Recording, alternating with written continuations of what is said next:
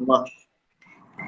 Diusahakan kalau ada yang bisa merekam, ikut juga merekam, agar mudah-mudahan bisa ada ininya, apa namanya,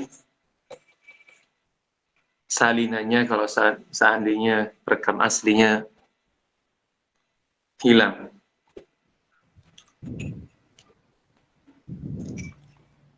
Oke, siapa yang mau membacakan? Kita mulai atau bagaimana ini?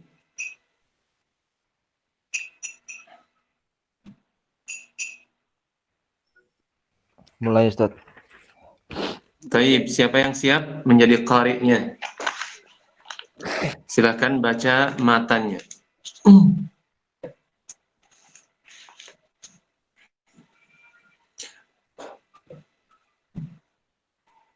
Monggo. Kemarin siapa yang baca atau siapa aja? Silakan baca matan waraqatnya.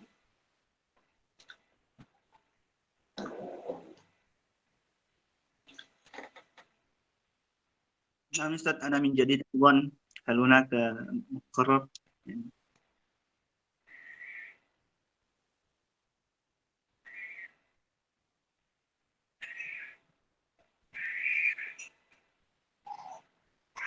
Asal wal makna al-asal wal far' wal fiqh, atau misalkan ada judul yang diletakkan oleh para muhaqqiq di atasnya itu tidak termasuk di antara ucapan muallif.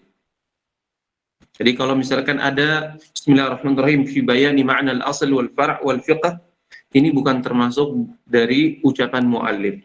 Sehingga para muhaqqiq membedakannya dengan ucapan muallif. Jadi ucapan muallif dimulai dari perkataannya hadhihi waraqat. Hadhihi merupakan isim isyarah dan musyar ilaihnya adalah waraqat. Waraqat jamak daripada waraqah yang kita artikan sebagai kertas.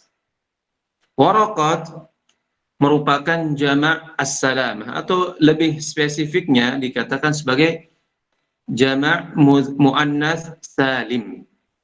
Jamak as-salamah ini termasuk di antara jamak jumu'ul qillah, termasuk di antara jumu'ul qillah.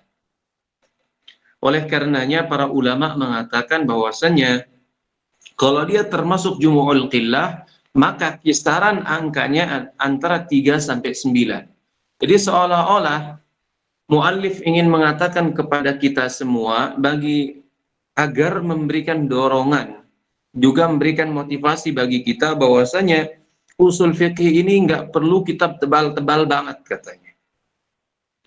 Atau usul fikih ini bukanlah seperti yang Anda bayangkan, berjilid-jilid, akan tetapi waraqat hanya beberapa lembar saja. Dan benar mu'allif rahimahullah ternyata menulis waraqat ini dalam beberapa lembar saja. Oleh karenanya beliau mengatakan hadhihi waraqatun qalilatun. Kalau kata Mahalli, qalilatun, diberikan sifat qalilah. Ini untuk memberikan motivasi bagi kita dan juga sebagai pendorong bagi kita untuk mempelajari tentang ilmu usul fiqih ini. Setidaknya ini memberikan gambaran secara global tentang ilmu usul fiqih ini. Apa saja sih yang akan dikaji dalam ilmu usul fiqih ini? Lalu beliau menjelaskan maksud daripada lembaran kitab ini. Hadhihi waraqat, namun sebelum itu, ucapan beliau hadhihi waraqat ini mengandung dua kemungkinan makna. Makna pertama, beliau telah usai menulis kitab ini. Artinya perkataan hadhihi waraqat berarti menunjukkan kepada makna yang ada di luar. Artinya kenyataan atau realita. Bisa juga maksudnya ketika beliau mengatakan hadhihi waraqat, ini apa yang ada dalam pikiran beliau. Beliau tuangkan dalam lembaran-lembaran ini. Atau bahasa mudahnya, hadhihi waraqat kadang ada fil kharij katanya. Setelah selesai dia menulis kitab ini, kemudian beliau menyebutkan muqaddimah. Bisa juga artinya beliau baru akan memulainya. Artinya materinya masih dalam pikirannya atau dalam zihnnya. Lalu beliau menjelaskan apa sih waraqat isinya ini. Beliau katakan tashtamilu ala ma'rifati fusulin min usulil fiqhi. Jadi waraqat yang akan saya tulis ini mengandung atau memuat pengetahuan ta'ifah, ma'rifah, pengetahuan fusulin. Maksudnya fusul di sini jamak dari fasal, yaitu ta'ifah minal masail. Sejumlah masalah. Masalah apa yang akan dikandungnya akan dijelaskan oleh beliau min usulil fiqhi. Jadi fusul biasanya digunakan di dalam penulisan ilmiah. Misalkan fasal pertama, kedua itu untuk menunjukkan bahwasanya dia berbeda dengan sebelumnya. Tapi fasal ini biasanya didatangkan setelah kitab. Yang pertama adalah kitab, kemudian abwab, kemudian fasal. Setelah fasal biasanya orang akan mendatangkan mabahis atau mabhas, setelah itu matlab, atau setelahnya farak, dan setelahnya masail atau masalah. Ini biasanya dalam penulisan ilmiah seperti itu urutannya. Nah, dalam hal ini beliau ingin menjelaskan kepada kita bahwasanya lembaran yang beliau tulis ini isinya hanyalah memuat sejumlah pengetahuan tentang ilmu usul fikih ini. Agar apa? Agar orang yang baru pemula, agar pemula ini bisa mengambil manfaat daripada ilmu ini. Dan hebatnya, ini yang perlu kita kagum dengan Imam Haramain rahimahullah ini. Beliau pada umumnya tabiat beliau dalam kitab-kitabnya kalau antum baca, baik dalam Al-Burhan, Nihayatul Matlab, dan kitabnya pada umumnya lah, itu mengandung nilai sastra yang tinggi, sehingga wajar ketika para ulama melaqabi beliau atau memberikan gelar beliau sebagai adibul fuqaha, katanya. Adib al-fuqaha, sastrawannya para fuqaha, karena indahnya rangkaian kata-kata beliau, kemudian juga dari sisi sistematisnya, dan seterusnya. Nah, dalam kitab, dan juga seperti kata Subki, misalkan kitab Imam Haramain Al-Burhan itu termasuk lugzul ummah, dianggapnya teka-teki. Jadi kitab tersebut seolah-olah seperti teka-teki yang perlu untuk dicari mana kata kuncinya. Tapi alhamdulillah, dalam kitab Mukhtasar ini, Imam Haramain seolah-olah seperti menulis kitab di zaman kita saat ini. Bisa dicerna oleh orang-orang yang hidup setelah beliau 1000 tahun lah setelah beliau, karena beliau wafat di abad ke-5, 478. Sekarang sudah masuk abad ke-15, jadi abad hampir 1000 tahun. Tapi Masya Allah, tulisan beliau ini bisa kita nikmati sampai saat ini. Kemudian mu'allif rahimahullah mengatakan, wadzalika, nah dia, dan ini isim isyarah lil ba'id, kembali kepada makna usul fiqih ini. Usul fiqih ini seperti apa sih? Beliau ingin menjelaskan usul fiqih ini, kemudian beliau ingin menjelaskan usul fiqih ini tersusun dari dua kata, mu'allafun min juz'aini mufradaini. Beliau katakan mu'allaf, tersusun, ini artinya murakkab, bisa juga maknanya murakkab. Min juz'aini mufradaini. Jadi ini sebagaimana pada umumnya para ulama tatkala menjelaskan makna usul fiqih, biasanya dia akan memulainya sebagai sebuah tarkib idhafi, sebelum nanti mereka menjelaskan sebagai laqabi atau alam. Nah, ini sekarang ingin diurai apa sih makna usul fikih itu. Sebelum kita memahami makna usul ini, usul fikih ini, maka hendaknya kita memahami makna atau lafaz yang dia terangkai darinya. Kata beliau, mu'allafun min juz'aini mufradaini. Terangkai dari juz'aini, maksudnya adalah juz yang pertama adalah usul, juz yang kedua atau bagian yang kedua adalah al-fiqh. Mufradaini, mufrad di sini bukan lawan daripada jamak atau tasniyah. Misalkan kalau orang katakan usul ini, misalkan kalau orang lihat secara lafaz, usul ini merupakan jamak. Tapi dalam hal ini Imam Haramin mengatakan mufradain. Berarti bukan maksudnya adalah lawan daripada jamak ataupun bukan lawan daripada musanna. Namun yang beliau maksud di sini adalah mufrad, lawan daripada murakkab. Jadi mufradain, kembali sifat ini kepada juz'ain tadi. Mufradain, mufradnya usul, kemudian al-fiqh mufrad. Berarti usul fiqh ini terangkai dari dua kata tadi. Setelah itu Imam Haramain rahimahullah menjelaskan makna usul. Kalau kita telah mengetahui bahwasanya usul fiqh ini terangkai dari dua kata, maka sudah sepantasnya kita mengetahui apa sih makna usul itu, kemudian apa sih makna fiqh itu. Lalu beliau menjelaskan, fal aslu, kata beliau, ini beliau menjelaskan, fal aslu jamak daripada usul, mufradnya daripada usul. Beliau katakan ma yubna alaihi ghairuhu. Ini dalam arti bahasa atau dalam istilahnya usuliyin, asal itu didefinisikan sebagaimana yang beliau sebutkan, ma yubna alaihi ghairuhu.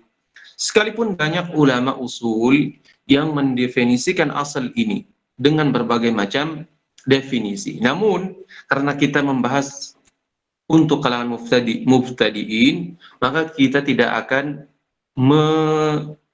terlalu luas membahas tentang asal ini maknanya. Namun secara bahasa asal fil lughah diartikan sebagai asasus syai'i. Misalkan kita katakan asasul jidar asluhu, misalkan dasar asasnya jidar adalah asalnya, pondasinya. Jadi dinding ini pasti punya pondasi. Nah ini dikatakan, jadi asal dalam bahasa artinya al-asas, pondasi. Kalau kita artikan dalam bahasa Indonesia. Ma yubna alaihi ghairuhu. Jadi selainnya dibangun di atas pondasi tersebut. Kemudian beliau menjelaskan, setelah menjelaskan tentang makna asal, sebenarnya perlu kita ketahui juga, asal ini dalam penggunaannya, para ulama menjabarkannya menjadi 4 atau 5. Pada umumnya disebutkan 4 lah. Jadi asal ini digunakan oleh para ulama menjadi 4 makna. Pertama, atau bisa juga kita katakan 5. Pertama adalah asal dalam artian dalil. Jadi kalau orang mengatakan aslu fi hadhil mas'alah, misalkan asal dalam masalah ini maksudnya adalah dalilnya dari Quran dan Sunnah. Kemudian yang kedua, makna asal adalah al-qa'idah al-mustamirrah. Nah, misalkan kalau kita katakan jawaz aklil mayyitah khilaful asal. Misalkan kebolehan makan daging bangkai ini menyelisihi hukum asal. Maksudnya adalah menyelisihi al-qa'idah al-mustamirrah. Qa'idah mustamirrahnya apa? Al-aslu adam jawaz aklil mayyitah. Nggak boleh makan bangkai. Ini sesuai dengan firman Allah Subhanahu wa ta'ala. Hurrimat alaikumul maitatu waddam. Hurrimat alaikumul maitatu. Di sini disebutkan oleh Allah Subhanahu wa ta'ala nas bahwasanya haram untuk makan bangkai. Ini makna yang kedua. Lalu maknanya yang ketiga, yang biasa digunakan oleh para fuqaha adalah asal yang maknanya adalah ar-rajih. Jadi kalau mereka mengatakan al-aslu fil kalami al-haqiqah. Asal dalam perkataan dibawa kepada makna haqiqah. Nah ini maksudnya adalah ar-rajih. Dan yang keempat, di antara penggunaan asal adalah maknanya al-maqis alaih. Jadi qiyas ini ada 4 rukun. Rukun pertama namanya asal. Nah ini namanya al-maqis alaihi. Kemudian juga al-maqis ini adalah al-fara'. Kemudian juga ada wasaf jami'. Nah ini illahnya. Kemudian juga ada hukmul asal. Jadi ini 4 hal. Tapi ada ulama yang menambahkan yang kelima, yaitu makna asal adalah al-istishab. Misalkan kita katakan al-aslu fil ma'i at-tahuru. Kalau misalkan ada orang yang ragu, ini air najis atau suci katanya. Dia ragu-ragu, maka kita katakan kalau seandainya tidak ada indikator apapun yang menunjukkan air ini berubah, maka kita katakan kepadanya al-aslu fil ma'i at-tahuru. Maksudnya adalah kita tarik hukum sebelumnya, kecuali ada yakin bahwasanya air tersebut tercampur atau berubah dengan yang lainnya. Nah, ini makna asal yang digunakan oleh para ulama di dalam kitab mereka. Namun, makna yang berkaitan erat dengan pembahasan usul fikih ini adalah makna yang pertama, yaitu asal yang artinya ad-dalil, yang maknanya adalah ad-dalil. Jadi usul fikih itu adalah adillatul fiqhi.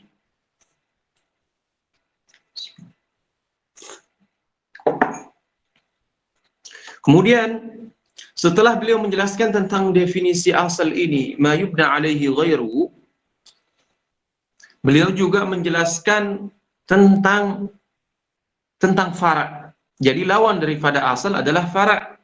Ma yubna ala ghairihi, yang dibangun kepada selainnya. Artinya fara' disebutkan ini, sebenarnya fara' ini tanpa disebutkan pun bisa dipahami dari ungkapan beliau sebelumnya. Al aslu ma yubna alaihi ghairuhu. Jadi lawan daripada asal, secara otomatis orang berpikir kalau ada ma yubna alaihi ghairuhu, berarti ada yang jadi tempat untuk berdiri atau pondasi. Nah, pondasi yang dibangun di atasnya, pondasi pasti ada dinding yang dibangun di atasnya. Nah, dinding inilah yang disebut sebagai fara'. Lalu kaitannya dengan ilmu usul fiqih ini adalah usul dalil ini adalah asalnya, sedangkan fara'nya adalah hukum yang dibangun dari asal ini, dari dalil ini. Lalu setelah itu beliau langsung menjelaskan tentang definisi fikih. Setelah menjelaskan makna asal,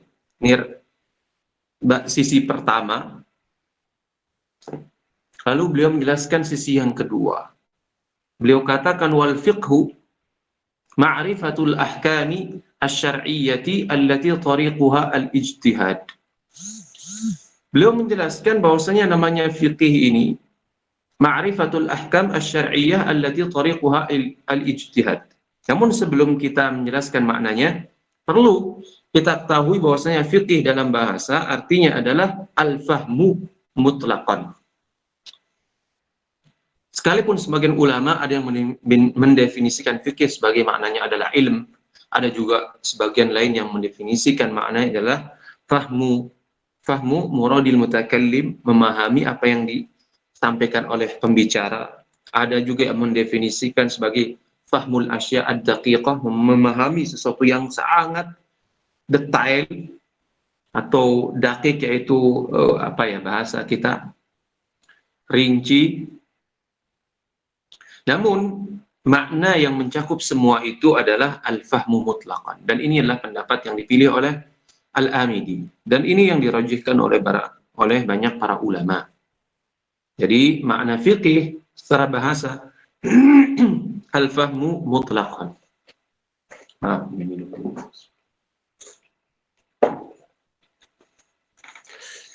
Lalu Imam Haramain rahimahullah menjelaskan makna fikih ini secara istilah. Beliau definisikan ma'rifatul ahkami asy-syar'iyyati allati tariquha al-ijtihad.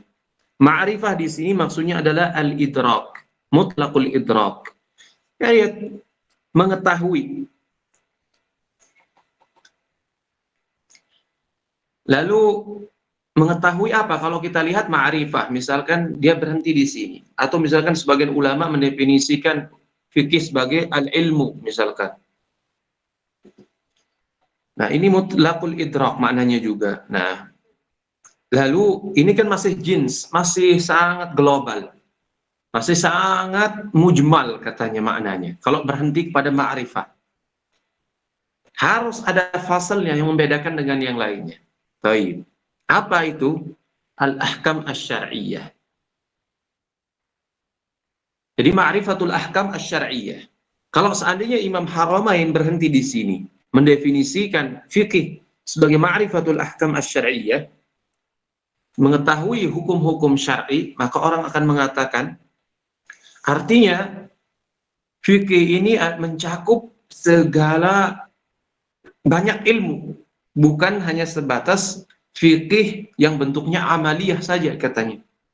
Namun mencakup juga tentang akidah, karena akidah termasuk di antara hukum syar'i.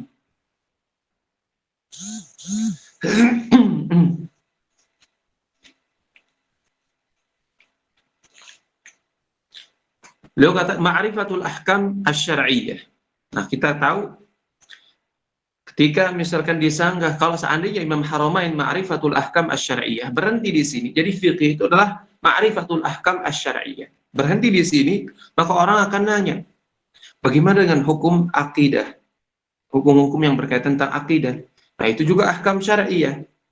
Artinya, fikih yang Anda bicarakan ini tidak ada bedanya dengan hukum dengan tauhid katanya, tafsir dan seterusnya, dan hadis dan seterusnya. Mencakup semuanya.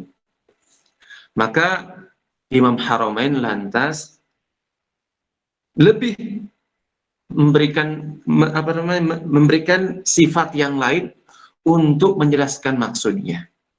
Yang saya maksudkan bukan hukum syar'i secara global katanya, tapi khusus allati tariquha al-ijtihad, yang mana cara untuk mengetahuinya adalah dengan ijtihad. Nah, dengan ini beliau ingin mengeluarkan tentang masalah akidah, karena akidah pada hukum asalnya tidak diketahui kecuali dengan tawakuf, yaitu berdasarkan dalil Quran dan Sunnah, bukan dengan ijtihad katanya. Dengan ini, kalau seandainya ada ulama mengatakan ini supaya tidak kena kritik definisi ini, hendaklah mungkin ma'rifatul ahkam asy-syar'iyyah ini ditambah lagi definisinya dengan menggunakan al-amaliyah, sehingga yang sifatnya akidah itu bisa keluar. Tapi kita katakan tidak usah lagi katanya ada tambahan al-amaliyah. Kenapa? Karena qaid atau sifat yang beliau sebutkan allati tariquha al-ijtihad, yang mana cara mengetahui hukum-hukum syar'i itu dengan cara ijtihad, ini sudah cukup untuk mengeluarkan yang sifatnya akidah. Kemudian yang jadi pertanyaan yang selanjutnya, orang akan mengatakan, ya Imam, Anda mengatakan bahwasanya ma'rifatul ahkam asy-syar'iyyah allati tariquha al-ijtihad. Dipahami dari definisi Anda ini berarti katanya hukum-hukum yang diketahui secara qat'i, atau misalkan yang diketahui secara daruri. Seperti apa contohnya?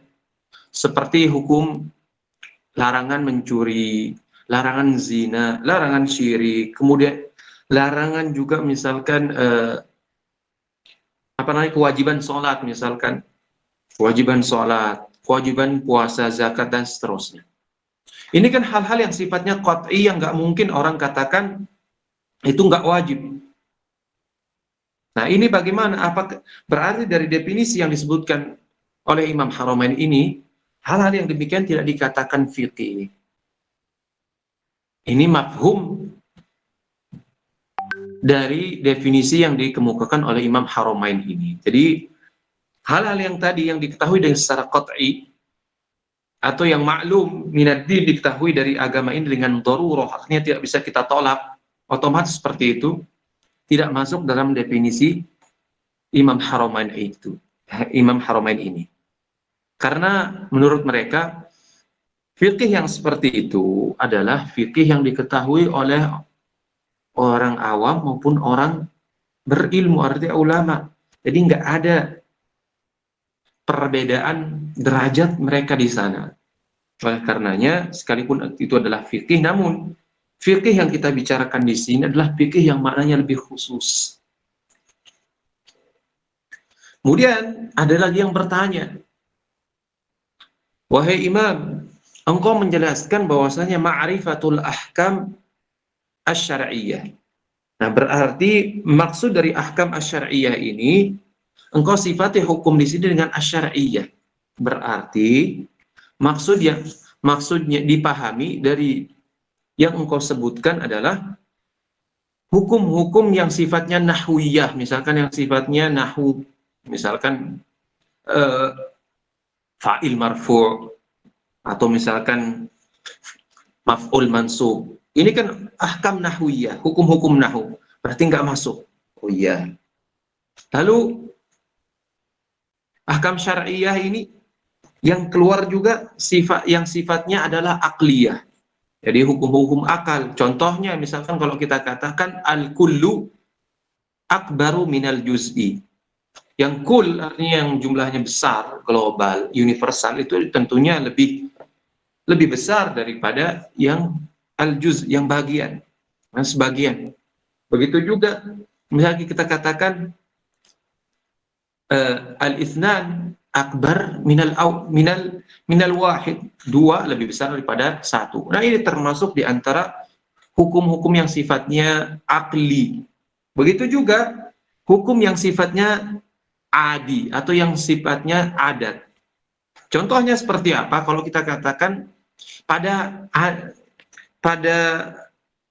hukum atau adat yang berlaku, api itu kalau kita api itu adalah membakar. Nah, es itu mendinginkan. Ini kan adat yang berlaku pada api atau pada es tersebut. Nah, ini jadi ahkam syariah ini dengan sifat syar'i ini mengeluarkan hukum-hukum yang tidak masuk ke dalamnya. Lalu pertanyaan yang kedua dilontarkan lagi, al-ahkam. Wahai imam, engkau menyebutkan bahwasanya al-ahkam ini bergandengan dengan alif dan lam. Bahkan ahkam ini juga jamak. Ini dalam ilmu usul fikih menunjukkan akan umum. Artinya, seseorang baru bisa dikatakan faqih kalau dia mengetahui seluruh hukum syar'i. Dan ini mustahil, belum pernah ada.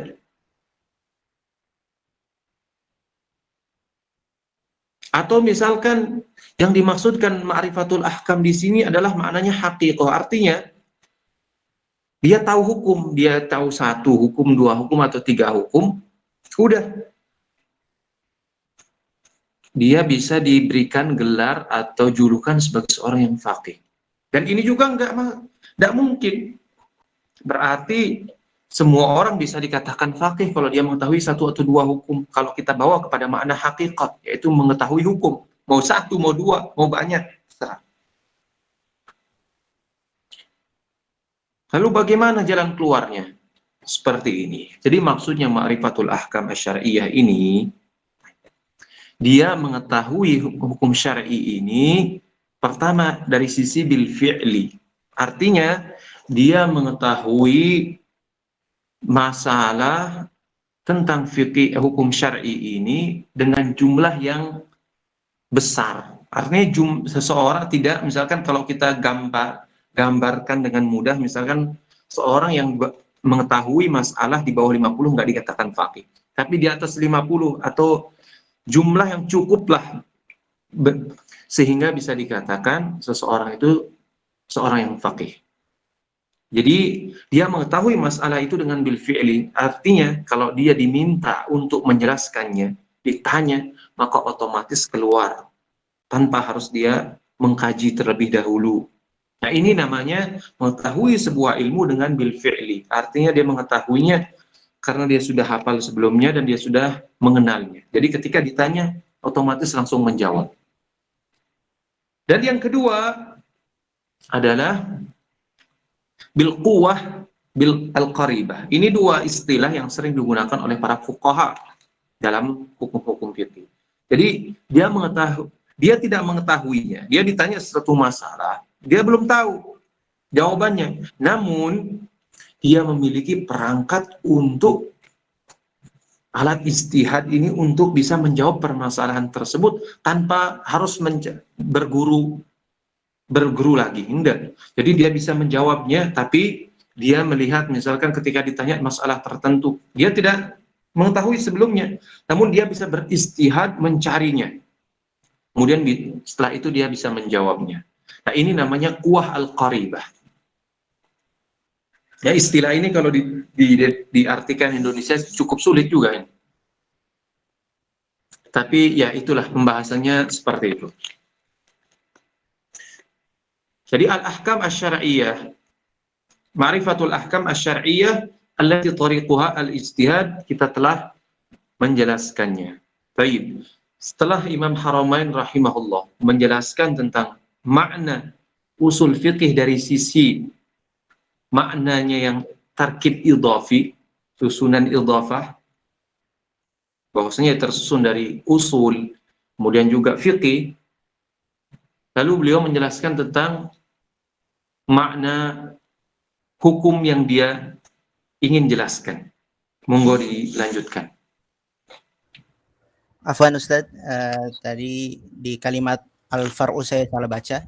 Wal far'u ma yubna ala ghairihi. Ini kan saya ngerekam juga Ustaz, mungkin bisa yang lain, takutnya ada masalah sedikit Ustaz. Iya.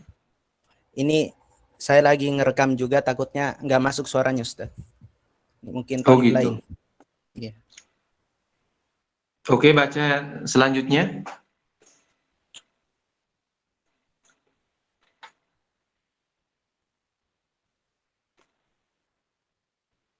Maaf, al-qari. Mana qari'nya tadi? Lanjutkan. Tadi anak qari'nya Ustaz. Oh, Sekarang fadhal lagi antum. Fadhal. Lanjutkan lagi. Anwa'ul ahkami. Al-ahkamu sab'atun. Al-wajib, wal-mandubu, wal-mubahu, wal-mahdhuru, wal-makruhu, was-sahihu, wal-batil. Fal-wajibu Ya, Fal-wajibu ma yuthabu Sebentar. ala fi'lihi. sebentar. Imam Haramain rahimahullah ketika beliau telah menjelaskan tentang makna usul, tentang makna fiqih, karena tadi beliau menjelaskan ma'rifatul ahkam asy-syar'iyyah. Al-ahkam asy-syar'iyyah yang ingin beliau jelaskan apa sih? Lalu beliau memulainya dengan menjelaskan jenis-jenis hukum syar'i ini atau macam-macam hukum syar'i ini. Beliau mengatakan bahwasanya hukum syar'i ini ada 7. Yang pertama adalah wajib, yang kedua adalah mandub, yang ketiga adalah mubah, yang keempat adalah mahdzur, yang kelima adalah makruh, yang keenam adalah sahih, yang ketujuh adalah batil. Di sini Imam Haramain rahimahullah tidak menjelaskan sebagaimana pada umumnya para usuliyin, yang mana mereka membagi hukum ini menjadi 2 bagian, yaitu hukum taklifi dan hukum wad'i. Hukum secara bahasa artinya atau fil lughah artinya adalah al-man'u, mencegah. Ini maknanya. Adapun secara istilah hukum artinya itsbatu amrin li amrin au nafyihi anhu. Menetapkan sebuah hukum karena hukum yang lain untuk perkara lain. Begitu juga menafikan perkara tertentu, sebuah perkara dari perkara yang lain. Contohnya itsbatu amrin li amrin, misalkan menetapkan suatu perkara untuk perkara yang lain. Misalkan kalau kita katakan, kita isbat, misalkan Muhammad qaimun atau Muhammad katibun. Muhammad adalah katib. Kita isbat bahwasanya Muhammad ini seorang yang ahli kitabah, menulis. Atau kita ingin menafikan sifat kitabahnya dari Muhammad. Muhammad laisa bikatib. Muhammad bukanlah seorang penulis. Nah, ini namanya hukum. Kalau seandainya tasawur, nah hukum ini namanya tasdiq lah. Jadi kalau idrak biduni hukum itu namanya tasawur. Jadi kalau kita membicarakan sesuatu Muhammad sendiri, maka dia tasawur, kita tahu maknanya ini Muhammad. Katib, kalau dibahas secara tersendiri ini tasawur, karena ketika dia digabung satu dengan lainnya, maka menjadi tasdiq, menjadi hukumlah di sini. Kemudian para ulama, jumhur ulama membagi hukum tadi, sebenarnya kita sudah menyinggungnya. Hukum itu ada 3, hukum syar'i, kemudian hukum akli, hukum adi. Tadi kita telah menyinggungnya. Yang menjadi pembahasan kita di sini adalah hukum syar'i. Hukum syar'i ini dibagi oleh para ulama menjadi 2 bagian. Namun juga sebagian yang lain ada yang membagi menjadi 3. Dan sebagian yang lain mengatakan enggak, hukum syar'i itu cuma 1 saja, yaitu hukum taklifi. Jadi orang yang mengatakan bahwasannya kenapa hukum syar'i itu cuma 1 saja, yaitu hukum taklifi, nggak ada yang lain. Karena pada hakikatnya katanya sabab itu, misalkan anggap sebab orang melaksanakan dulu kusyams, tergelincir matahari menjadi sebab wajibnya sholat zuhur katanya. Nah, pada intinya katanya sebab ini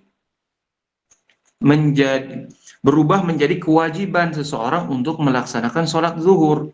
Jadi sekalipun dia alamat, tanda sebab ini untuk menunjukkan bahwasanya ada kewajiban sholat zuhur.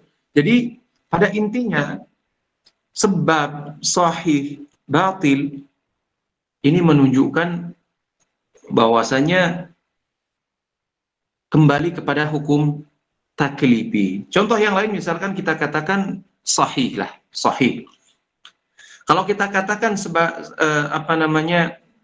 sebuah transaksi ini sahih, artinya transaksi itu dianggap. Ketika dia dianggap, artinya artinya barang yang dibeli itu boleh untuk digunakan. Nah, ini arti katanya sebenarnya sahih juga pada akhirnya berujung kepada kebolehan seseorang untuk menggunakan barang yang dia beli. Artinya hukum tersebut sahih ini kembali kepada hukum taklifi, karena mubah ini merupakan hukum taklifi. Jadi sebenarnya hukum syar'i itu cuma 1 saja, hukum taklifi. Namun ulama lain mengatakan enggak, hukum syar'i itu dibagi menjadi 2. Ini adalah pendapat jumhur ulama. Karena hukum syar'i ini katanya seperti yang didefinisikan oleh para ulama, khitabullahi al-muta'alliq bi af'alil mukallafin bil iqtida' aw at-takhir aw al-wad'. Sehingga mereka mendefinisikan bahwasanya khitabullah, kalamullah. Khitabullah di sini adalah kalamullah yang berkaitan dengan perbuatan mukallaf dari sisi iqtida' artinya talab, atau takhir, pilihan, atau wada'. Nah, kalau demikian katanya, perbuatan kita itu tidak terlepas dari, misalkan pembagian hukum taklifi menjadi 5, karena perbuatan kita, permintaan syara itu, atau tolabus syara itu, tidak lepas dari 2 kondisi. Dia meminta kita untuk melakukannya, atau kita meminta kita untuk meninggalkannya katanya. Kalau syarat meminta kita untuk melakukannya, maka ini tidak terlepas dari 2 kondisi. Kondisi pertama, syarat meminta kita untuk melakukannya dengan perintah yang tegas. Nah, ini kita katakan sebagai wajib. Kalau seandainya syarat memerintahkan kita dengan perintah tidak tegas, maka kita katakan ini sebagai mandub atau nadab. Kemudian, kalau perintah syarat adalah untuk meninggalkannya, maka ini juga tidak terlepas dari 2 kondisi. Kondisi yang pertama, kita disuruh meninggalkannya dengan tegas. Artinya perintahnya untuk meninggalkan itu tegas, maka kita katakan ini adalah haram. Kalau tidak tegas, maka kita katakan ini makruh. Nah, di antara 4 hal ini, yang dia tidak condong ke perintah, tidak condong ke wajib atau tidak condong ke mubah, dan dia juga tidak condong kepada keharam dan kemakruh. Nah, inilah yang dinamakan sebagai mubah. Kalau kata Subki, kalau kata kata As-Suyuti dalam Kaukabnya, wa idza ma khayyara famubahun. Jadi ketika syarak memberikan pilihan antara melakukan dan meninggalkannya, maka inilah dikatakan sebagai hukum mubah. Nah, ketika kita melihat pembagian ini, kita melihat bahwasanya sahih dan batil, sebab dan seterusnya, ini tidak termasuk di antara perintah syarak. Jadi misalkan matahari tergelincir, ini bukan perintah syarak kepada kita, nggak langsung kepada kita. Oleh karenanya dia tidak tepat kalau dinamakan sebagai hukum taklifi. Nah, apa nama yang tepat untuk itu? Maka mereka katakan harus ada nama lain. Maka kita namakan sebagai hukum wad'i. Hukum wad'i ini menjadikan sebagai alamat tanda lah untuk hukum taklifi. Jadi ini pendapat jumhur ulama, pembagian hukum menjadi dua, hukum taklifi dan hukum wad'i. Tapi ada sebagian mutaakhirin, kontemporer, ulama kontemporer, usuliyin, membagi menjadi tiga, taklifi, takhyiri, dan juga wad'i. Nah, takhyiri ini maksudnya adalah mubah. Kenapa dia harus dibedakan dengan yang 4 sebelumnya, taklifi katanya? Karena takhyiri ini tidak termasuk matlub, tidak juga termasuk matlubut tark, diminta untuk meninggalkannya, juga tidak termasuk matlubul fi'l, diminta untuk melaksanakannya.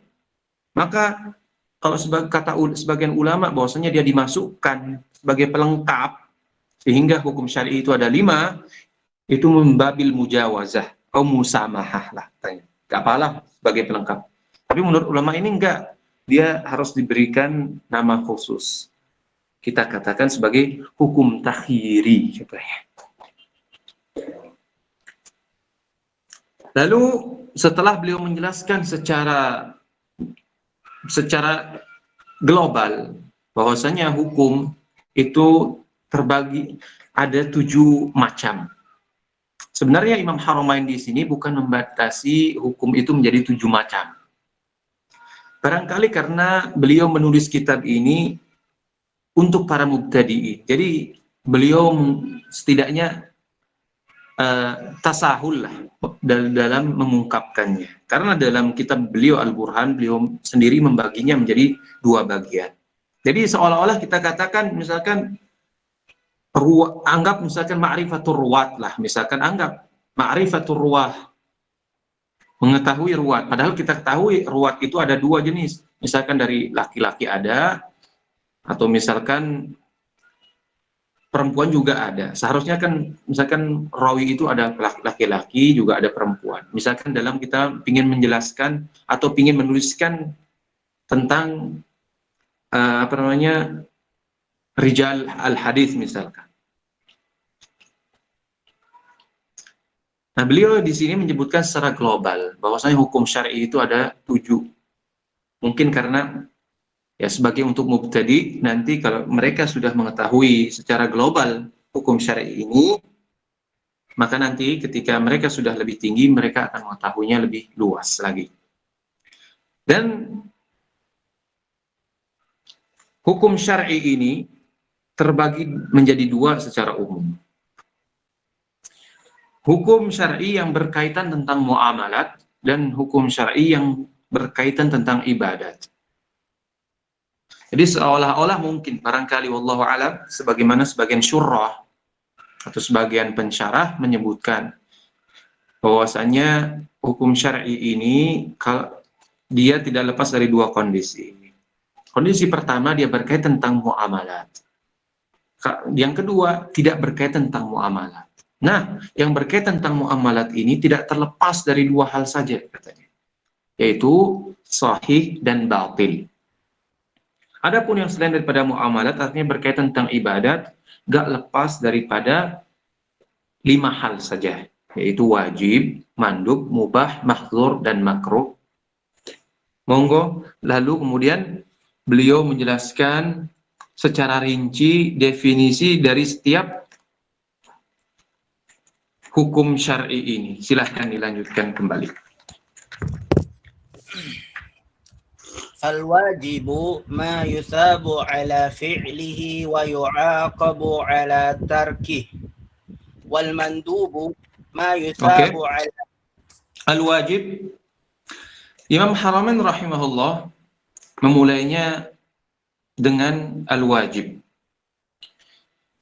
Al-wajib dalam bahasa maknanya adalah as-saqit, artinya jatuh. Dalam Al-Quran, فَإِذَا وَجَبَتْ جُنُوبُهَا, ketika hewan kurban ini jatuh. Badannya. Kenapa katanya wajib ini dikatakan sebagai sakit ini al-wajib ini dikatakan as-saqit. Di dalam bahasa artinya as-saqit, jatuh. Kemudian as-saqit ini dipinjam untuk makna wajib. Artinya makna wajib di sini artinya lazim. Karena ketika sesuatu jatuh pada tempatnya, seolah-olah dia mendiami tempat tersebut dan tidak bisa lepas dari tempat itu. Nah, kaitannya dengan wajib di sini, seolah-olah seorang yang telah kena taklif, artinya kena perintah, tidak bisa lepas dari perintah tersebut sampai kemudian dia melaksanakan apa yang menjadi permintaan dari perintah tersebut. Lalu Imam Haramain rahimahullah menjelaskan, mendefinisikan wajib. Nah, wajib ini sebenarnya sifat untuk fi'il, perbuatan. Adapun hukumnya adalah ijab, bukan wajib. Namun para fuqaha atau para usuliyun menggunakan sifat wajib atau sifat wajib ini untuk menjelaskan tentang hukum. Beliau mengatakan ma yusabu ala fi'lihi wa yu'aqabu ala tarkihi. Definisi ini beliau mengatakan wajib itu jika dilaksanakan maka dia akan diberikan pahala. Mayusab, yang diganjar atas seseorang melaksanakannya atau melakukannya. Artinya seseorang kalau melakukan perbuatan tersebut akan diberikan ganjaran. Wajib. Wa yu'aqabu ala tarkihi. Dan kalau dia meninggalkan dan akan dihukum karena meninggalkannya. Karena meninggalkan perbuatan tersebut. Ini definisi yang beliau kemukakan. Dan ini adalah definisi yang dijalani oleh para fuqaha. Definisi ini merupakan lazim daripada perintah wajib itu sendiri. Jadi bukan hakikat wajib itu sendiri. Adapun hakikatnya seperti kata As-Suyuti dalam Kaukabnya, in iqtadal khitabu fi'lan multazam fawajibun aw la fanadbun aw jazam tarkan fatahrimun. Kata beliau, kata Suyuti rahimahullah dalam Kaukabnya, in iqtadal khitabu fi'lan multazam. Kalau seandainya khitab ini, perintah Allah ini menuntut fi'lan multazam, yang fi'l yaitu harus dilaksanakan, tegas perintah tersebut, maka dinamakan wajib. Makanya kalau ulama mengatakan ma talabahu syari' fi'lahu talaban jaziman. Apa? Jadi ya, perbuatan yang diminta oleh syari' melaksanakannya dengan perintah yang tegas. Itu definisi wajib menurut hakikat, yang menjelaskan tentang hakikat wajib. Namun itu bisa dikatakan hadnya lah. Adapun wajib di sini didefinisikan oleh Imam Haramain ini adalah rosen. artinya tidak menjelaskan hakikatnya, tapi menjelaskan tentang asar atau efek daripada wajib ini. Bagaimana sih kalau seandainya seorang melaksanakan kewajiban ini? Apa sih efeknya, akibatnya? Kata Imam Haramain, dia akan diberikan pahala kalau dia mengerjakannya, dia akan diberikan hukuman kalau dia meninggalkannya. Nah ini, dari penggalan yang pertama, misalkan ma yusabu ala fi'lihi, dari sini yang diberikan ganjaran karena melaksanakannya, ini masuk ke dalamnya adalah mandub. Jadi selain daripada wajib, orang kalau melaksanakan sebuah perbuatan akan diganjar, masuk ke dalam definisi tersebut adalah mandub. Namun dalam satu waktu dari definisi tersebut, ma yusabu ala fi'lihi, mengeluarkan haram. Karena haram, melaksanakannya dapat dosa. Makruh, melaksanakannya sekalipun tidak dapat dosa, tapi dia nggak dapat pahala. Mubah, melaksanakannya tidak mendapatkan pahala. Nah, jadi dari definisi Imam Haramain ini, ma yusabu ala fi'lihi, keluar 3 macam hukum syarak. Yang pertama adalah hukum haram, yang kedua adalah makruh, yang ketiga adalah mubah. Wa yu'aqabu ala tarkihi. Kalau meninggalkannya, maka dia akan mendapatkan hukuman. Dari definisi yang kedua ini, penggalan yang kedua ini, beliau ingin mengatakan kepada kita, ingin mengeluarkan hukum mandub. Di mana mandub ini kalau ditinggalkan maka tidak akan mendapatkan hukuman. Monggo lanjutkan. Wal mandubu ma yusabu ala fi'lihi wa la yu'aqabu ala tarkihi. Wal mubahu Al-mandub seperti yang disebutkan oleh Imam Haramain, secara bahasa artinya an-nida, panggilan, seruan, itulah maknanya mandub. Lalu definisikan oleh Imam Haramain sebagai ma yuthabu ala fi'lihi wa la yu'aqabu ala tarkihi. Orang kalau melaksanakannya, ma yuthabu, yang mana jika seseorang melaksanakannya akan diberikan ganjaran. Wala yu'aqabu ala tarkihi, dan tidak akan dihukum karena dia meninggalkannya.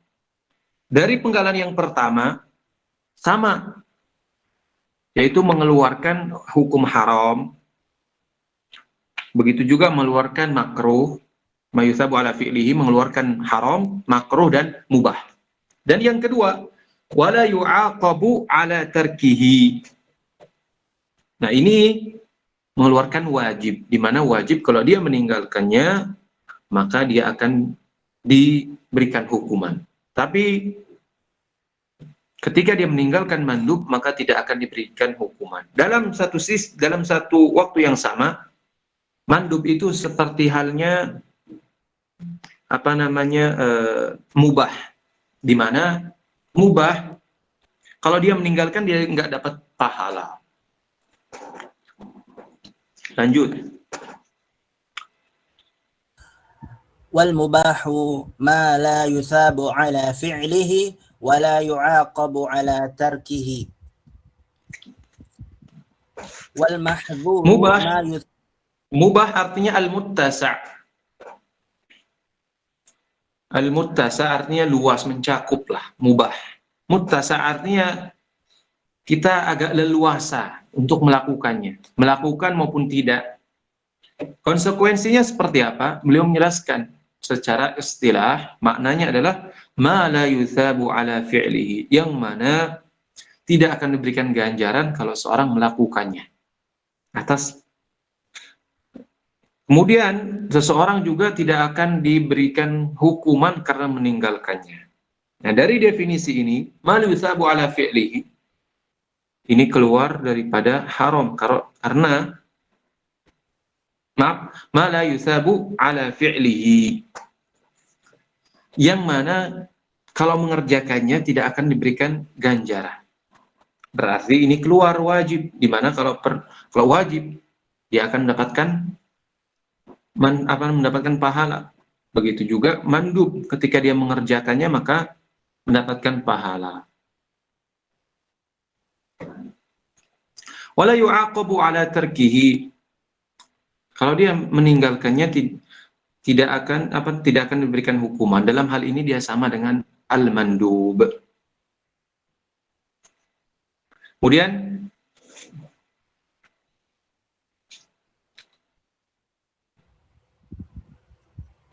wal mahdzuru ma yusabu ala tarkihi wa yu'aqabu ala fi'lihi. al-mahdzur, al-hadzru artinya sama lawan sinonim daripada kata al-muharram. Jadi al-mamnu', al-manhi anhu, ini kata-kata yang digunakan untuk menunjukkan kepada makna haram. Jadi sebagian ulama kadang ada yang menggunakan mahdzur, ada juga yang menggunakan kata muharram, ada juga yang mengatakan ma'al mamnu', dan juga yang menggunakan al-manhi anhu. Ini semua menunjukkan kepada larangan. Beliau mendefinisikan haram ini atau larangan ini ma yuthabu ala tarkihi. Kalau orang meninggalkannya mendapat pahala. Nah, ini berarti keluar wajib. Kalau wajib ditinggalkan mendapat dosa. Beda dengan mahdzur. Kalau dia meninggalkan maka dapat pahala. Tapi dengan syarat. Seorang meninggalkan sesuatu yang haram, dia bisa mendapatkan pahala dengan syarat, yaitu harus diniatkan. Karena Nabi Shallallahu Alaihi Wasallam mengatakan, innamal a'malu binniyat. Bahwasanya amal itu bergantung pada niat seseorang. Oleh karenanya, haram mesti ketika dia meninggalkannya harus dibarengi dengan niat. Wa yu'aqabu ala fi'lihi. Nah, ini lawan daripada wajib atau mandub ataupun makruh dan mubah. Di mana wajib itu kan yusab ala fi'lihi, sedangkan haram diberikan hukuman atas kalau dia melakukannya. Jadi wa yu'aqabu ala fi'lihi, dihukum karena melakukannya, keluar dari bagian kedua ini atau penggalan dari bagian yang pertama tadi, berarti wajib, di mana kalau orang melaksanakan akan dapat pahala. Begitu juga mandub, orang yang melaksanakan dapat pahala. Atau mubah, orang yang melaksanakannya juga tidak mendapatkan hukuman. Begitu juga makruh. Makruh sekalipun meninggalkannya lebih utama, tapi ketika dia melakukannya tidak diberikan hukuman. Monggo. Wal makruhu ma yusabu ala tarkihi wa la yu'aqabu ala fi'lihi. Makruh al-karaha. Nah, makruh ini termasuk sebenarnya kalau kita lihat di zaman dahulu. Lafaz makruh ini seperti kata Imam Haramain, makruh ini kalau digunakan oleh para ulama terdahulu, bahkan kalau Asy-Syafi'i rahimahullah menggunakan kata akrahu, itu dibawa kepada makna haram. Karena misalnya dalam Al-Quran, kana sayyi'uhu 'inda rabbika makruha.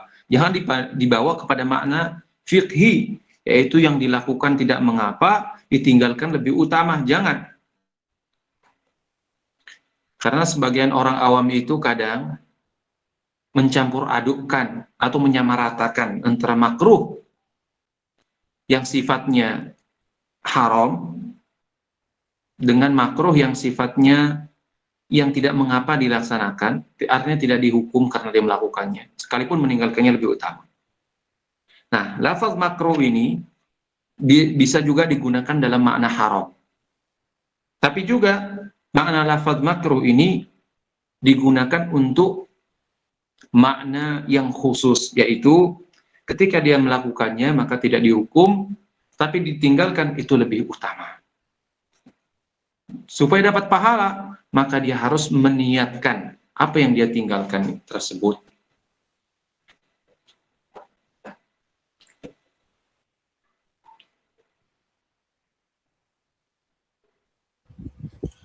Was-sahihu ma afwan Ustaz, yu'tad am ya'tad hadha? Ma yu'taddu. Ma yu'taddu bihi wa yata'allaqu bihi an-nufudh. Was-sahih, sihhah.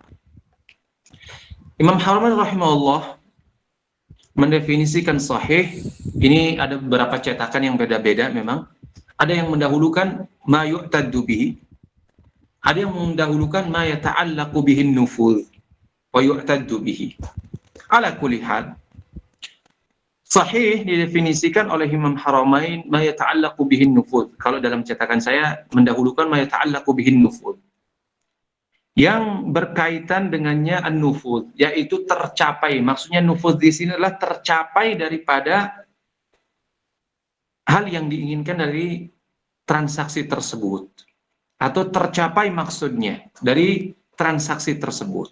Sebenarnya dengan satu bagian ini saja sudah cukup mendefinisikan sahih ini. Wa yu'taddu bihi, ini sama maknanya, ma ta'allaqu bihin nufudh, yang dianggap, yang telah dianggap. Artinya tercapai maksud daripada transaksi tersebut. Contoh misalkan, sebuah pernikahan dianggap sah, artinya sahih, dihukumi sahih tatkala seseorang bisa mendatangi istrinya, menggauli istrinya. Artinya sah ketika seseorang telah dianggap sah akadnya, akad pernikahannya, maka dia telah sah untuk menggauli istrinya. Begitu juga dianggap sah transaksi seseorang, misalnya dalam hal jual beli, tatkala seseorang tersebut bisa menggunakan, telah bisa menggunakan barang yang menjadi transaksi mereka. Artinya bisa memanfaatkan sesuatu yang menjadi transaksi di antara mereka. Nah, ini dikatakan hukumnya sahih. Jadi sahih ketika sebuah transaksi tercapai tujuannya, maka itu dikatakan sahih dan dianggap berdasarkan syariat. Sekalipun ini menurut fuqaha, tapi menurut mutakallimin mereka mendefinisikan sahih beda lagi. Mereka mendefinisikan sahih itu wasihhatul aqdi wat ta'abbudi wifaqudil wajhaini syar'a Ahmadi, katanya. Definisi sehat sahih dalam hal ibadah maupun muamalah, katanya, tatkala ibadat maupun muamalah tersebut sesuai dengan syarat Nabi Sallallahu Alaihi Wasallam dari kedua sisi, baik dari sisi muwafaqahnya, kesesuaiannya, maupun dari sisi mukhalafahnya, maka itu bisa dikatakan sahih. Itu menurut kalangan mutakallimin, tapi bukan saatnya kita membahas tentang masalah itu. Kita cukupkan dengan apa yang ada di sini dulu. Nanti ketika sudah semakin berkembang, insya Allah nanti kita bahas apakah khilaf definisi ini termasuk lafzi atau maknawi. Nah, itu nanti mudah-mudahan tetap mengikuti dalam kitab Usul Fiqhi Sa'ul Faqih Jahlu. Nah, di sana itu lebih mendetail dan syarahnya juga lebih panjang. Kemudian batil.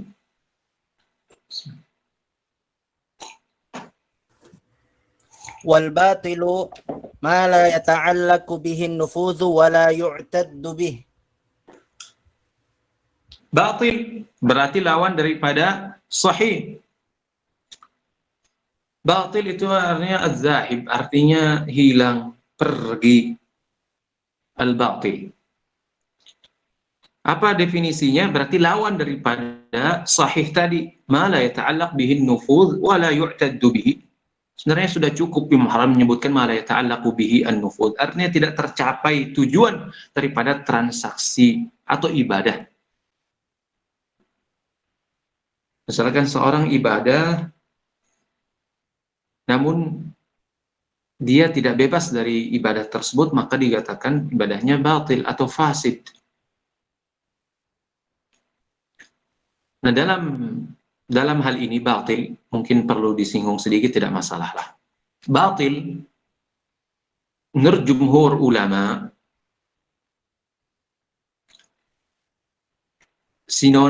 sama saja dengan al-fasid. Jadi sinonim, tidak ada perbedaan antara keduanya, sama saja.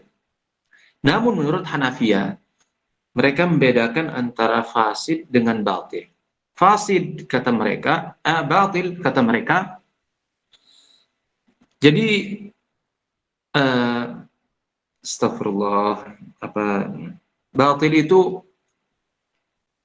jika ma syuri'a min aslihi. Jadi ma lam yusyra' min aslihi, memang tidak disyariatkan dari asalnya, dari dasarnya. Pada asalnya tidak disyariatkan. Contoh misalkan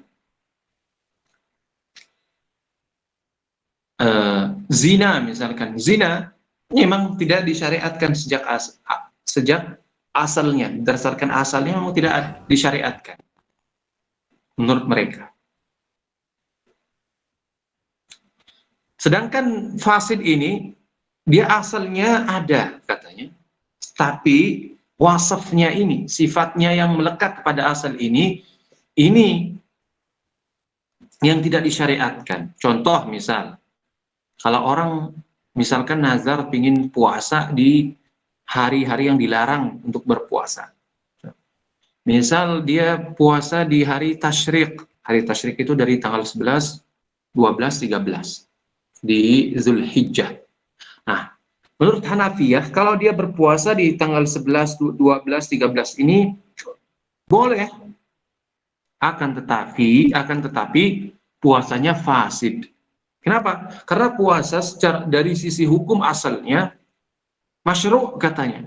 Akan tetapi dari sisi sifat, karena ada dalil lain yang melarang untuk berpuasa di hari tersebut, maka dihukumi puasa itu adalah fasid. Oleh karena yang wajib dia mengqadha di hari yang lain. Tapi menurut jumhur, karena menyamakan antara fasid dan batil itu sama saja, tidak ada perbedaan katanya. Baik dia sifatnya, baik dia dari sisi asalnya, disyariatkan asalnya maupun tidak disyariatkan, itu semuanya dikatakan batil atau fasid. Tidak masalah. Jadi misalkan kalau riba menurut Hanafiyah misalkan. Menurut Hanafiyah riba itu termasuk jual beli yang kalau nanti ada syarat yang ditambahkan sehingga dikatakan riba, maka secara asal jual belinya sah. Adapun syarat yang menjadikan jual beli itu riba, maka itu dihilangkan. Jadi misalkan kalau ada orang minjam, misalkan dia minjam 10.000, dikembalikan misalkan disyaratkan 11 atau 12.000. Menurut jumhur itu batil, riba, udah kosong, dianggap transaksi itu tidak sah. Menurut Hanafiyah sah. Adapun tambahan itu syarat dan tambahannya itu dihapuskan. Dan akadnya sah. Adapun tambahan riba itu tidak usah dilaksanakan katanya. Wallahu a'lam. Mungkin sampai sini dulu pembahasan kita, dan insya Allah pada pertemuan yang akan datang kita, karena sudah cukup lama ini kayaknya, dibuka pertanyaan saja. Tanya Ustaz. Monggo. Ya, Pak. Monggo Ustaz. Assalamualaikum Ustaz. Waalaikumsalam warahmatullahi wabarakatuh. Tadi kalau tidak saya salah ini ya, al-aslu itu bisa bermakna dalil Ustaz ya? Iya benar. Yang disepakati itu kan dalil itu kan Al-Qur'an dan Sunnah. Nah, itu sudah ulama sudah tidak ada perbedaan gitu ya. Bagaimana dengan ijma, qiyas dan lain-lainnya itu yang kemudian sebagian berbeda pendapat.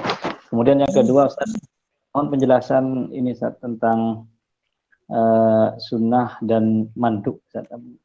Maksudnya bahas secara ininya itu apa perbedaannya. Satu lagi Ustaz, pernah saya menyimak kajian bahwa hukum itu tidak ada bid'ah dan sunnah ya, seperti tadi sudah sesuai dengan yang Ustaz sebutkan tadi. Tapi pada kenyataannya kan bid'ah itu ada dalam kehidupan kita dewasa ini. Terus bagaimana sebenarnya duduk perkaranya, duduk perkara tentang hukum yang sebagaimana saya ketahui tadi yang dijelaskan oleh Ustaz. Jadi saya bingung jadinya. Mohon penjelasannya Ustaz. Oke. Terima kasih Ustaz. Ya, beliau menanyakan 3 pertanyaan. Pertanyaan yang pertama tadi berkaitan tentang apakah dalil yang disepakati itu Quran dan Sunnah. Misalkan seperti ijma dan seterusnya, apakah termasuk hal yang disepakati? Perlu diketahui bahwasanya kalau kita melihat mereview kembali atau backlah ke belakang, para sahabat radhiyallahu anhum, ketika kita membaca nas-nas dari mereka, maka kita melihat bahwasanya mereka telah melakukan setidaknya ada 4 hal yang menjadi kesepakatan para ulama setelahnya. Bahwasanya Quran dan Sunnah ini ain waras, artinya ini sudah tidak ada perbedaan ulama satupun kecuali yang menyimpang. Kemudian masalah ijma'. Nah, ijma' ini secara dalil secara umum, secara global, dan ini telah dilakukan oleh para sahabat. Makanya menjadi dalil yang disepakati setelahnya.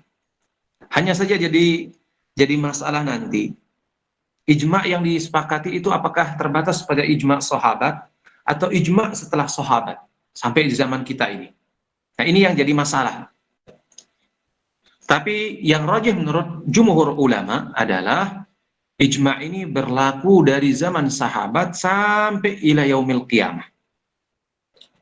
Artinya ijma' ini tidak mensyaratkan berakhirnya sebuah zaman tertentu, atau ijma' ini tidak mensyaratkan hanya terjadi pada zaman tertentu, namun dia bisa berlaku juga pada zaman-zaman yang lain.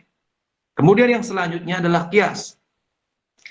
Ketika diteliti, ya ini dalam risalah saya, dalam tesis saya dahulu, saya menjelaskan tentang makna qiyas, tentang qiyas ini, karena dalam masalah qiyas ini sebagian ulama itu menolak, diantaranya Ibnu Hazm. Dalam qiyas ini, Ibnu Hazm ini termasuk menolak. Tapi kata Ibnul Qayyim atau Ibnu Taimiyah rahimahumullah,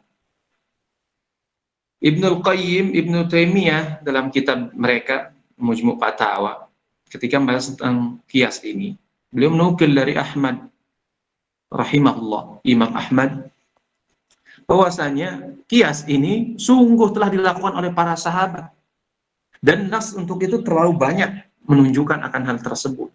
Artinya dalil qiyas ini jadi pertanyaan, apakah dia muzhir, artinya dia menampakkan. Dalil qiyas ini menampakkan saja, dia bukan dalil asli, dalam arti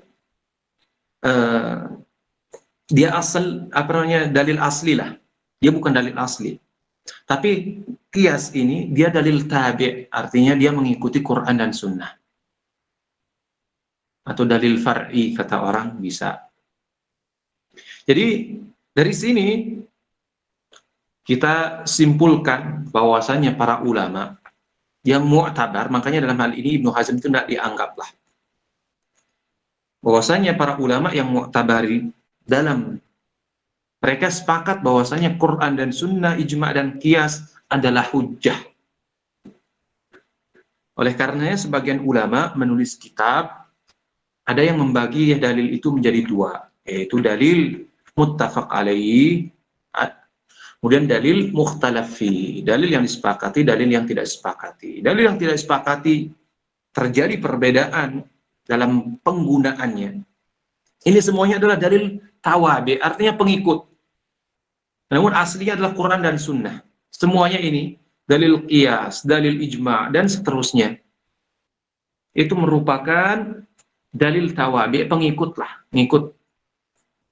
Kalau kata Syafi'i, dalil itu ada dua, asal wa ma'kulul asal. Ini kata Syafi'i. Dalil itu ada dua, asal, maksudnya Al-Quran dan Sunnah, wa ma'kulul asal. Makna yang dicerna dari dua asal tersebut, yaitu al-qiyas. Ini menurut Syafi'i. Karena apa? Karena Syafi'i tidak menganggap masalah mursalah, sadud dzara'i, kemudian juga al-istihsan dan seterusnya itu sebagai dalil. Namun pada hakikatnya, namun pada realitanya, tidak sedikit juga Asy-Syafi'i rahimahullah beristidlal dengan dalil-dalil tersebut, sekalipun secara teoritis Asy-Syafi'i rahimahullah tidak mengatakan bahwasanya kami beristidlal dengan istihsan. Karena beliau mengatakan man istahsana faqad syarra'a, kata Imam Syafi'i rahimahullah. Barang siapa yang beristidlal dengan istihsan, maka sungguh dia telah melakukan syariat, membuat syariat baru. Namun maksud daripada celaan Syafi'i ini adalah istihsanul aql. Jadi istihsan yang semata-mata bertumpu pada akal. Nah, ini istihsan yang tidak benar. Atau sebagian orang berdalil kadang ini juga salah. Ma ra'ahul muslimuna hasanan fahuwa indallahi hasan. Ini kadang dalil ini kadang dipelintir oleh sebagian orang, maaf. Jadi dalil ini ma ra'ahul muslimuna hasanan fahuwa indallahi hasan. Jadi sampai orang awam pun dianggap, padahal enggak. Al-muslimun di sini yang dianggap ucapannya adalah para mujtahidun. Jadi misalkan kalau ada sebuah daerah, itu sudah kebiasaan katanya daerah ini melakukan ini dan itu, ya itu sudah hasan indallah katanya. Padahal daerah yang lain kadang menolak, itu tidak benar caranya katanya. Jadi yang maksudnya adalah para mujtahidun. Nara'ahul muslimuna hasanan, itu maksudnya para mujtahidun yang beristihad, melihat dalil dan seterusnya ini baik, maka itulah yang karena istihad, kalau misalnya seorang mujtahid yakin itu adalah maksud daripada kemauan Allah, maka itu ada legalitasnya berdasarkan dalil. Ini yang pertama. Yang kedua, pertanyaan apa sih perbedaan antara mandub, sunnah atau dan seterusnya? Ada yang menarik perkataan Suyuti rahimahullah. Dalam hal ini, beliau mengatakan dalam kaukabnya, وَالنَّدْبُ وَسُنَّةُ وَتَطَوُّعُ وَالْمُسْتَحَبُّ بَعْضُنَا قَدْ نَوَّعُ وَالْخُلْفُ لَفْظِي وَبِالشُّرُوعِ لَا وَقَالَ النُّعْمَانُ بَلَى. Sebenarnya dalam dua bait ini ada beberapa masail. Yang pertama adalah nadab. Nadab ini apa sih maknanya katanya? Sunnah ini apa sih maknanya? Kemudian tatawwu' ini apa sih maknanya? Kemudian mandub apa sih? Mustahab apa sih maknanya? Kalau mandub udah kita ketahui tadi. Lalu di antara nama-nama mandub ini apa? Selain daripada mandub. Katanya as-sunnah. Nah, sunnah ini adalah sesuatu ma wadhaba alaihi Nabi sallallahu alaihi wasallam. Artinya yang dilakoni terus-menerus oleh Nabi sallallahu alaihi wasallam. Kemudian yang kedua, at-tatawwu', jadi wirid awrad allati yunshi'uha al-insan fi nafsihi atau li nafsihi, misalnya wirid-wirid yang dibuat oleh orang untuk dirinya. Misalkan dia kebiasaannya sholat dalam sehari 200-300 rakaat, seperti Imam Ahmad misalkan, diriwayatkan beliau melaksanakan sholat itu sampai 300 dalam sehari. Ketika beliau dicambuk, setelah dicambuk sehari cuma bisa 150 rakaat dalam sehari. Itu sudah sunnahnya. Kalau kita, Masya Allah, kita menjaga sholat dalam sholat sunat untuk rawatib saja kadang, waduh, lewat-lewat ya. Ini tatawwu' ataupun mustahab. Mustahab ini maksudnya adalah yang dilakukan oleh Nabi SAW marrah atau marratain, katanya. Ini dilakukan oleh Nabi SAW marrah marratain. Dilakukan oleh Nabi sekali atau dua kali. Setelah itu kadang ditinggalkan oleh Nabi SAW. Ini dikatakan mustahab. Namun kata kata As-Subki, begitu juga diikuti oleh Suyuti dalam nazamnya ini tadi yang saya sebutkan, itu khilafnya lafzi semuanya katanya. Perbedaan makna secara khusus seperti itu sebenarnya semuanya beralih kepada satu makna. Suatu itu boleh ditinggalkan dan kemudian ditinggalkan, dan kalau tidak dilaksanakan dapat pahala. Artinya sekalipun namanya berbeda, dan itu terjadi perbedaan di kalangan dari kalangan Syafi'i, itu diisyaratkan oleh perkataan beliau, wa ba'duna qad nawwa'u. Yang kalangan Syafi'i sendiri itu ada yang berbeda di dalam memahami tiga hal ini. Kalau Malikiyah tentunya, Malikiyah mereka menyatakan berbeda antara nadab dan seterusnya. Bukan pada tempatnya kita untuk menjelaskan lagi lebih panjang tentang hal itu, insya Allah dalam kesempatan lain. Adapun yang terakhir, apa tadi ya?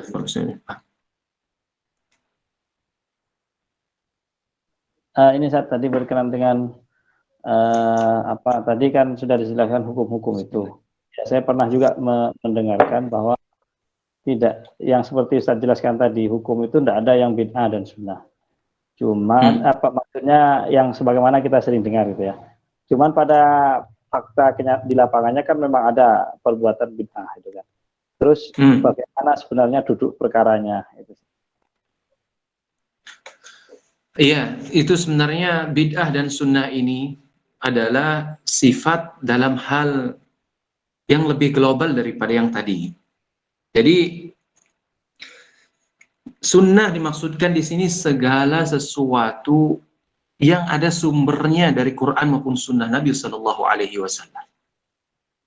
Sedangkan jadi lawan sunnah di sini maknanya adalah lebih luas daripada makna fikih atau usul fikih. Jadi cakupannya global. Nah, cakupannya di sini bisa dikatakan maksudnya adalah dari sisi pemahamannya ahli hadis. Yang mereka katakan ma'uthira 'ani Nabi sallallahu alaihi wasallam min qaulin aw fi'lin aw taqririn aw sifatin khaddiyatin aw khuluqiyyah. Ini mungkin mereka ingin menjelaskan bahwa sunnah yang kami maksud di sini adalah lawan bid'ah, yaitu sunnah yang sifatnya global, mencakup seluruh pesan syariat, bukan sunnah dalam arti hukum syar'i, fiqhi, atau usuli, bukan katanya. Maka lawannya adalah bid'ah. Kenapa? Karena bid'ah di sini status lawan daripada sunnah, yaitu karena dia menyelisihi apa yang seharusnya dia lakukan. Maka perbuatan tersebut dianggap bid'ah. Apakah ada dalilnya? Iya.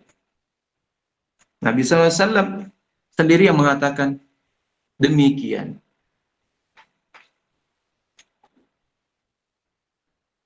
Fa inna kulla bid'atin dhalalah wa kulla dhalalatin fin nar.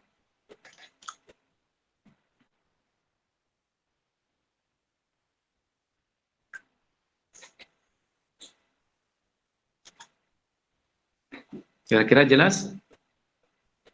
Baik, syukuran Ustaz. Afwan. Monggo yang Ustaz, lain. Izin bertanya Ustaz.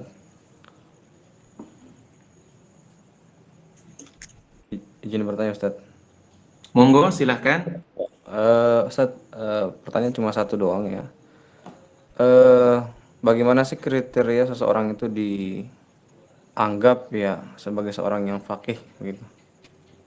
Apa standarnya? Syukron. Afwan. Jadi kapan seorang itu dianggap faqih? Jadi lafaz faqih ini dewasa sekarang ini diitlakkanlah kepada dua jenis. Pertama, faqih hakiki. Faqih hakiki itu adalah tadi mereka sampai kepada makna-makna atau mengetahui hukum-hukum syarak dengan mereka memiliki adawatul ijtihad, yaitu alat-alat ijtihad. Alat ijtihad ini seperti apa? Nanti akan diakhirkan oleh para atau muallif di sini. Jadi alat-alat ijtihad itu seperti ma'rifatul Quran, mengetahui Quran, sunnah dengan dalalatnya seperti apa. Begitu juga mengetahui bahasa Arab. Ini faqih hakiki, dan faqih yang hakiki ini sangat dilekatkan pada diri sahabat Nabi Shallallahu Alaihi Wasallam, di mana mereka istinbat ayat-ayat Al-Quran dan hadis ini dengan ijtihad mereka dan ulama-ulama setelah mereka. Jadi Seseorang dikatakan faqih ketika mereka mengetahui hukum-hukum syara ini dengan dalilnya, kemudian mengetahui dengan istihadnya, dengan nalarnya. Namun sekarang ada faqih majazi lah kalau zaman sekarang ini, orang yang pada belajar fikih sekarang ini, menghafal matan dan seterusnya. Artinya masail sudah ada di depan matanya, tinggal jawab. Nah, ini bisa dikatakan faqih majazi. Dia tidak sampai kepada mengetahui hukum-hukum syar'i dengan istihad, tapi dengan apa yang sudah ada dalam kitabnya atau apa yang dia baca. Ini, namun kalau kita ingin benar-benar menjadi seorang faqih hakiki, maka seperti yang dikatakan oleh Imam Haramain tadi, ma'rifatul ahkam asy-syar'iyyah allati tariquha al-istihad. Mengetahui hukum-hukum syarak dengan cara istihad. Artinya, orang yang dikatakan faqih adalah orang yang mujtahid. Adapun yang bukan mujtahid, ya berarti tidak layak disematkan kepadanya gelar faqih ini, gelar faqih hakiki. Kalau faqih majazi dalam artian kita menghafal matan, mengetahui maknanya dan seterusnya, lalu ketika kita berfatwa pun mengikuti apa kata kitab. Kalau kita ditanya untuk beristihad, bagaimana bisa sampai kepada hukum syariat tersebut, kita tidak bisa, ya. Mungkin kita dikatakan faqih. Kalau orang mengatakan dia faqih itu karena dia menghafal, tahu hukum sebagainya, bukan karena istihad, tapi karena dia menghafal isi kitab tertentu, lalu ketika ditanya dijawab dengan apa yang dia hafal. Bukan karena sebab istihad.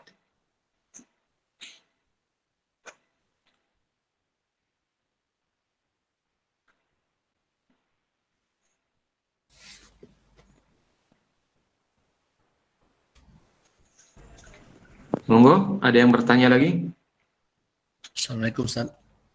Waalaikumsalam warahmatullahi wabarakatuh. Mau bertanya nih, Ustaz, untuk masalah ta'rif al-mubah itu. Iya. Ma la yustamu ala fi'lihi wa la yu'aqabu ala tarkihi itu. Hmm. Kalau tidak memberikan konsekuensi apa-apa, kenapa harus dimasukkan Ustaz, di dalam hukum ahkam taklifiyah ini? Kalau misalnya dihilangkan, Iya, bisa nggak gitu? Itu gimana, Ustaz? Itu yang tadi saya telah singgung. Katanya, makanya saya tadi menyinggung hukum syar'i ini, katanya kan dia matlub, diminta untuk melaksanakan, atau taklif itu kan sifat taklifi itu kan artinya talabu fihi masyaqqah atau ilzamu fihi masyaqqah, katanya, atau talabu fihi masyaqqah. Ilzam fihi masyaqqah ini maknanya lebih spesifik, artinya dia mengeluarkan mandub makruh. Tapi kalau orang mengatakan talabu ma fihi masyaqqah, al-matlub, sesuatu yang diminta itu lebih luas cakupannya, bisa mandub, makruh, masuk, di samping masuk juga wajib dan seterusnya. Nah, seperti mubah ini, dia tidak matlub, katanya, tidak matlub, tidak diminta ninggalin, enggak juga diminta ngerjain. Kalau dia dimasukkan dalam hukum taklifi ini kayaknya terlalu takalluf, katanya. Maka harus diberikan nama baru, yaitu hukum takhyiri. Nah, ini adalah pendapat yang diusung oleh Dr. Iyad As-Sulami dalam kitabnya Usul Fiqh alladzi la yas'ul faqih jahluhu. Nah, beliau ini yang mengusung seperti ini. Ini harus ada, katanya. Adapun ulama mengatakan itu masukkan mubah itu karena bentuk mujawazah, musamahah saja, supaya klop pembagiannya. Bahkan ada namanya martabatul afu. Jadi misalkan Nabi SAW kan pernah mengatakan fahuwa afun lahu, apa itu hadisnya saya lupa. Artinya Nabi SAW melarang untuk bertanya ini itu, karena kalau nanti bertanya malah jadi berat. Apa yang dibiarkan oleh syarat nggak usah ditanyain, katanya. Itu sampai turun ayat ayyuhalladzina amanu la tas'alu an asya'in tubdalakum tasukkum. Ini martabat al-afu ini apakah termasuk hukum wad'i atau termasuk hukum taklifi. Tapi itu masih polemik sampai sekarang apa dia termasuk taklifi atau wad'i. Tapi itu jawaban saya, Allah alam, berkaitan tentang mubah. Nah, jazakallah khair Ustaz. Iya.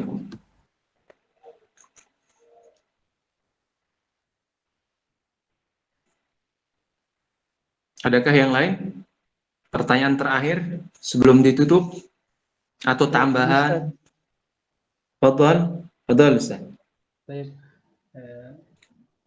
Apa perbedaannya Ustaz itu antara haram dengan makruh tahrim? Kalau bisa dengan contoh-contohnya Ustaz. Jazakallahu khair. Wah iya. Nah ini dalam jumhur ulama tidak membedakan antara makruh, semua dikatakan sama. Tapi Hanafiyah mereka membedakan antara makruh dengan makruh tahrimiyah dengan haram. Haram ini menurut Hanafiyah, jadi hukum dalam mazhab Hanafi itu terbagi menjadi 7. Fardu, wajib, kemudian mandub, kemudian haram, kemudian makruh tahrimiyah, kemudian makruh tanzihiyah, kemudian mubah. Nah, makruh yang dibicarakan oleh jumhur ini adalah makruh tanzihiyah pada umumnya. Adapun haram menurut Hanafiyah ini, ketika dia sabit dengan atau dia sumbernya adalah dalil qat'i. Ini haram menurut Hanafiyah. Misalkan contohnya, wala taqrabuz zina. Ini kan dalilnya sabit, artinya sumbernya adalah qat'i, maka ini termasuk hukumnya haram. Tapi kalau seandainya hukumnya dari dalil yang sifatnya dhanni menunjukkan akan keharaman, maka itu dihukumi sebagai makruh tahrimiyah. Namun pada asalnya mereka sama, wajib untuk ditinggalkan. Kedua-duanya dia mengatakan dia bukan haram, dia tahrimiyah, namun konsekuensinya wajib untuk ditinggalkan. Hanya saja kalau seseorang meninggalkan sesuatu yang haram yang sifatnya qat'i, ini konsekuensi dinnya berbeda dengan yang sifatnya dhanni. Kalau yang qat'i, ini orang bisa ditakfir dalam konsekuensi Hanafiyah, karena dia menolak sesuatu yang jelas-jelas.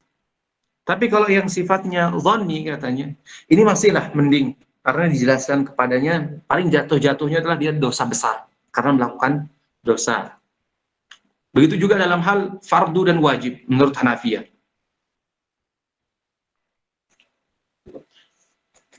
Kalau misalkan makruh tanzihiyah, makruh tanzihiyah kan banyak sekali. Contohnya misalkan, anggap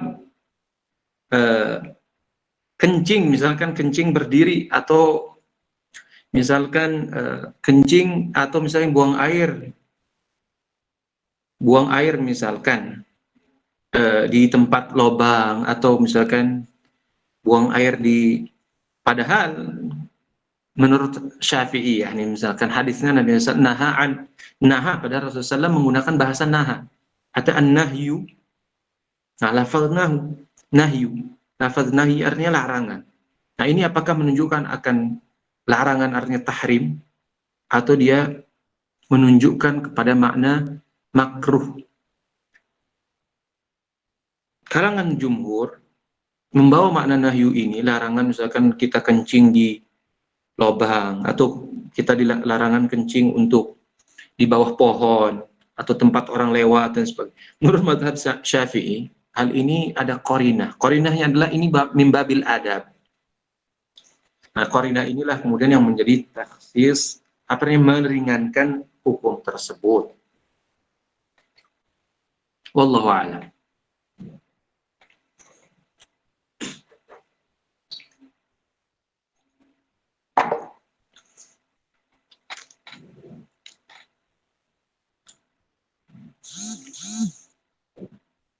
Adakah pertanyaan terakhir sebelum ditutup? sebelum maghrib sekitar 8 menit lagi insya Allah di kota Madinah. Atau sudah cukup? Sampun Ustaz, insyaallah. Insyaallah, jazakumullah khairan katsira atas kehadirannya, dan mudah-mudahan kita bisa istiqamah dan terus untuk tetap bisa mempelajari usul fikih ini walaupun dari ya sedikit demi sedikit, dan insyaallah mudah-mudahan bermanfaat ke depannya untuk diri kita dan juga untuk orang lain. Kita tutup dengan doa kafaratul majlis. Subhanakallahumma bihamdika asyhadu an la ilaha illa anta astaghfiruka wa atubu ilaik. Assalamualaikum warahmatullahi wabarakatuh. Waalaikumsalam.